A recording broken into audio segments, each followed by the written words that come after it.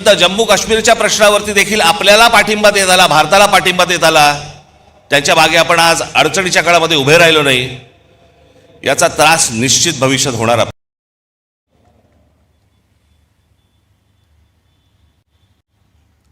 आज सगळ्या बाजूने समजतच नाही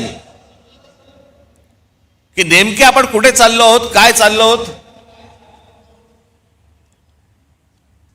या देशामधली राज्य कुठे चालली आहेत, या देशामधली लोक कुठे चालली आहेत, प्रगती कुठे होतीये. मी आता गेल्या जानेवारीमध्ये आपली इथे जाहीर सभा झाली, अनेक लोकांचे वाभाडे काढले इथे. आपण पण किती अडाणी आहोत हे पण सांगितलं.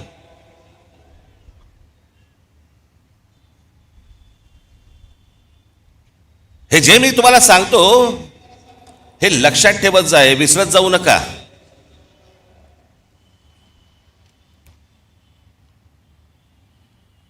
आज फुरसतीत आलायत ना, फुरसतीत आहात ना जरा.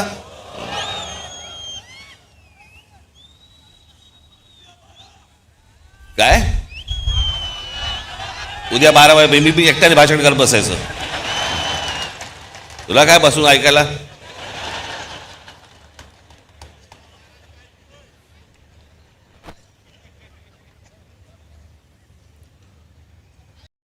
ज्या वेळेला राजकारणामध्ये आल्या वेळेला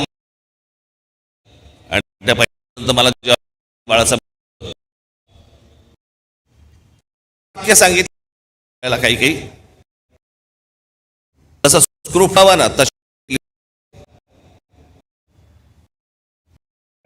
सांगितलं होतं की भाषण जेव्हा एक बोललो नाही येऊन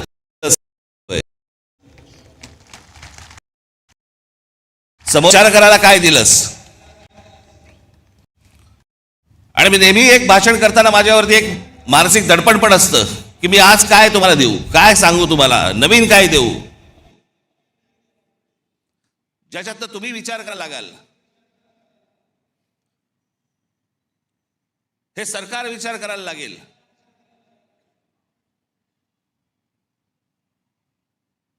पण आज तुम्हाला सगळ्यांना, देशालाच अख्ख्या करमणुकीमध्ये गुंतवून ठेवले. करमणुकीमध्ये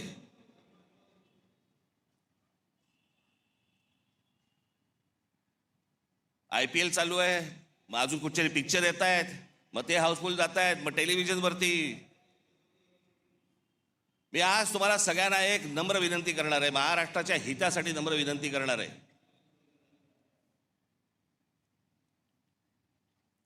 पहिल्यांदा त्या मोबाईल फोनच्या इंस्टाग्राम मधनं बाहेर या.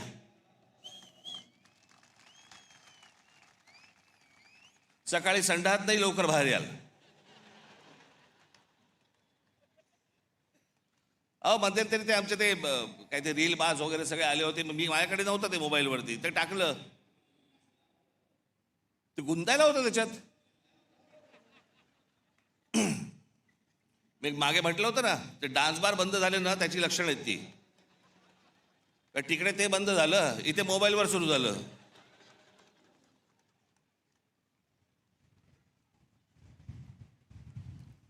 हे मी तुम्हाला का सांगतोय, कारण तुम्हाला गुंतवून ठेवले आतमध्ये. तुम्हाला ह्या सगळ्या करमणुकी आणि या सगळ्या गोष्टींमध्ये गुंतवून ठेवायचं. आणि सरकारला तुम्ही प्रश्न नाही विचारायचे, सरकारला तुम्ही प्रश्नच विचारता कामा नयेत. तुम्ही इतके अडकून आतमध्ये गेले पाहिजेत की त्या गोष्टींचा विचारही तुम्ही मनामध्ये आणता कामा नये. याच्यासाठीच हे डिझाईन आहे.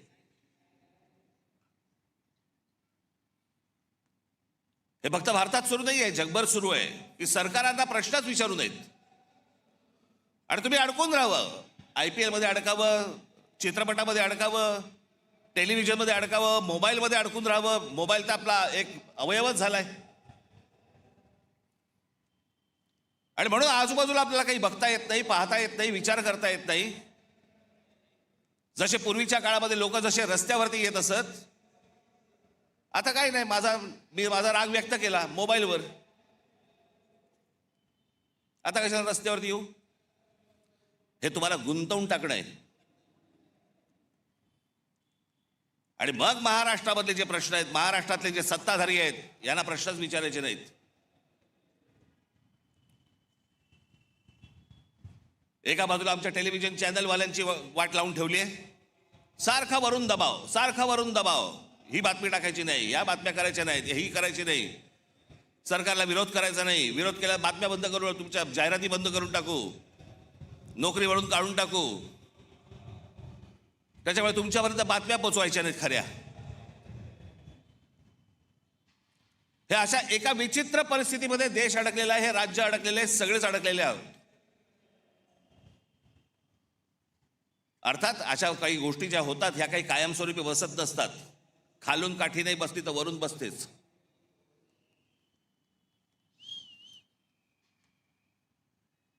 पण ह्या सतत गोष्टी मी तुम्हाला सतत का सांगतोय, ह्या डोक्यात ठेवल्या पाहिजेत तुम्ही.